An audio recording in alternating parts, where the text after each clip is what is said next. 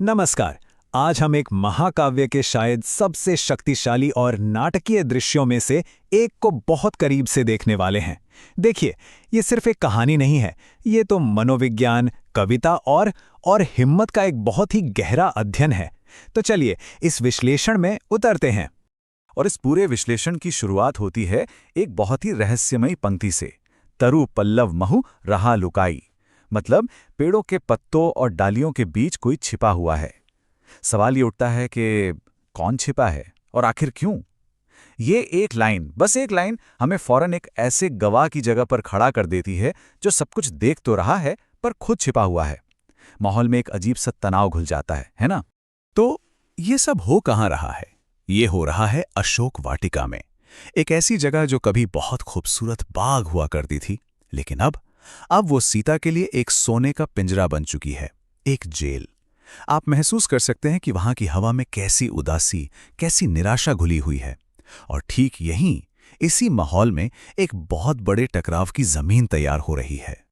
और फिर एंट्री होती है रावण की। पर वो अकेला नहीं आता, बिल्कुल नहीं। ग्रंथ में साफ साफ लिखा है, संग नारी बहु किए बनावा। मतलब वो अपनी सजी धजी रानियों की पूरी फौज लेकर आता है। ये बस आना नहीं है, ये कैलकुलेटेड मूव है। अपनी पावर, अपने स्टेटस का एक दिखावा, जिसका सीधा सा मकसद है सीता को डराना, उन पर रौब जमाना। अब रावण वहां पहुंचकर सीता को मनाने की कोशिश शुरू करता है। लेकिन रुकिए, ये कोई सीधी साधी रिक्वेस्ट नहीं है, बिल्कुल भी नहीं। ये एक बहुत ही शातिर साइकोलॉजिकल स्ट्रैटेजी है। वो सीता को अपनी तरफ करने के लिए 4 अलग अलग दाव चलता है। ये वही 4 तरीके हैं जो प्राचीन कूटनीति का, आप कह सकते हैं, आधार हुआ करते थे। तो देखिए उसकी स्ट्रैटेजी क्या थी। ग्रंथ में एक ही लाइन में सब बता दिया गया है। साम, दान, भय, भेद, दिखावा। एक एक करके समझते हैं। पहला, साम, मतलब प्यार से समझा बुझाकर मनाना। फिर दान, यानी बड़े बड़े तोहफों और ऊंचे पद का लालच देना। तीसरा, भेद, मतलब फूट डालो और राज करो वाली नीति, शायद राम के बारे में ही उनके मन में कोई शक पैदा करने की कोशिश। और जब कुछ काम न आए तो चौथा और आखिरी तरीका, भय, यानी सीधा सीधा डराना, धमकाना। इससे पता चलता है कि उसका हर कदम कितना सोचा समझा था। और जब वो दान वाली चाल चलता है तो वो अपना सबसे बड़ा पत्ता फेंकता है। वो कहता है कि मेरी पटरानी मंदोदरी और बाकी सब रानियां तुम्हारी दासी बनकर रहेंगी। सोचिए जरा, ये सिर्फ एक ऑफर नहीं है, ये पावर का अल्टीमेट लालच है।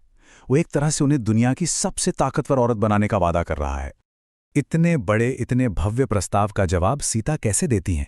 क्या वो चीखती हैं या बहस करती हैं? नहीं, उनका जवाब शब्दों से नहीं बल्कि एक बहुत ही शक्तिशाली एक्शन से आता है। तृणधरी ओट कहती बैदेही। वो बस एक घास का तिनका उठाती हैं और उसे अपने और रावण के बीच में रख देती हैं। बस वो तिनका एक दीवार है। वो ये बताने का तरीका है कि रावण उनकी नज़रों में उस मामूली तिनके से ज्यादा कुछ भी नहीं है। क्या जबरदस्त और कितना शांत तरीका है किसी के अहंकार को चकनाचूर करने का। अब तिनका रखने के बाद सीता बोलना शुरू करती हैं, और उनका जो पहला तर्क है वो कोई साधारण जवाब नहीं, वो एक जबरदस्त मेटाफर है।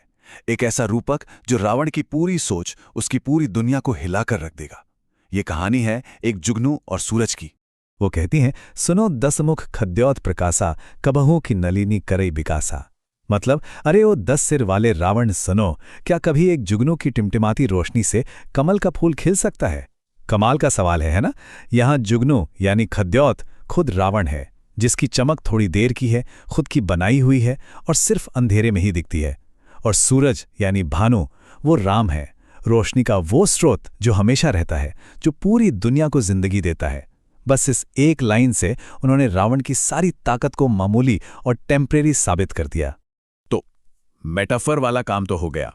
अब सीता चलाती हैं सीधे सीधे शब्दों के बाण। और ये किसी लाचार कैदी की आवाज नहीं है, नहीं, ये आवाज है एक निडर योद्धा की, जिसके पास अटूट नैतिक बल का हथियार है। देखते हैं ये लड़ाई अब आगे क्या मोड़ लेती है। उनका पहला सीधा वार, खल सुधी नहीं रघुबीर बाण की, वो रावण के बाहुबल के घमंड को राम की धर्मशक्ति की याद दिलाकर तोड़ती हैं। वो कह रही हैं कि अरे दुष्ट, तुम्हें अंदाजा भी नहीं है कि तुम किसके बाणों को चुनौती दे रहे हो, तुम्हें पता ही नहीं कि तुम किससे भिड़ने जा रहे हो। और इसके फौरन बाद वो हमला करती हैं उसकी इज्जत पर, उसके सम्मान पर। 60 सूने हरि आने ही मोही, अधम निर्लज लाज नहीं दोही। वो सीधे सीधे उसे कायर बुला रही हैं, उसे याद दिला रही हैं कि तुमने मेरा हरण तब किया जब मैं अकेली थी। सोचिए, एक योद्धा राजा के लिए इससे बड़ा अपमान क्या हो सकता है। ये सीधा उसके घमंड पर, उसकी मर्दानगी पर चोट थी। और बस यहीं आकर ये टकराव अपने क्लाइमैक्स पर पहुंच जाता है। रावण की हर चाल, हर रणनीति फेल हो चुकी है। साम दाम भेद सब बेकार। सीता के तर्कों ने, उनकी हिम्मत ने रावण के ईगो को चकनाचूर कर दिया है। तो सवाल ये है कि जब एक तानाशाह की दिमागी और नैतिक हार हो जाती है, तब वो क्या करता है? वो वही करता है जो हर तानाशाह करता है। वो अपनी असली ताकत यानी पाश्विक बल का इस्तेमाल करता है। और ये हमें एक बहुत ही बड़े और यूनिवर्सल सवाल पर ले आता है। जब एब्सोल्यूट पावर का सामना एब्सोल्यूट प्रिंसिपल से होता है, यानी जब असीम सत्ता के सामने कोई अटूट सिद्धांत आकर खड़ा हो जाता है, तो क्या होता है? रावण का रिएक्शन इसका एक टेक्स्ट बुक एग्जाम्पल है। ये दिखाता है कि जब भी किसी तानाशाह को लगता है कि उसकी सत्ता को चुनौती दी जा रही है, तो वो अपना असली हिंसक चेहरा दिखाई ही देता है। तो सीता की इस हिम्मत का, इस डिफायंस का नतीजा बहुत भयानक होता है। परुष वचन सुनी काढ़ी, असी बोला अति खिसियान। मतलब सीता के कठोर शब्द सुनकर रावण गुस्से से पागल हो गया और उसने अपनी तलवार निकाल ली। बस मनाने समझाने का, तर्क वितर्क का खेल अब खत्म हो चुका था। अब सामने थी तो सिर्फ नंगी तलवार और हिंसा। तो चलिए इस विश्लेषण को यहीं एक सवाल पर रोकते हैं। इस पूरे सीन में हम देखते हैं कि ताकत के दो बिल्कुल अलग अलग रूप टकरा रहे हैं।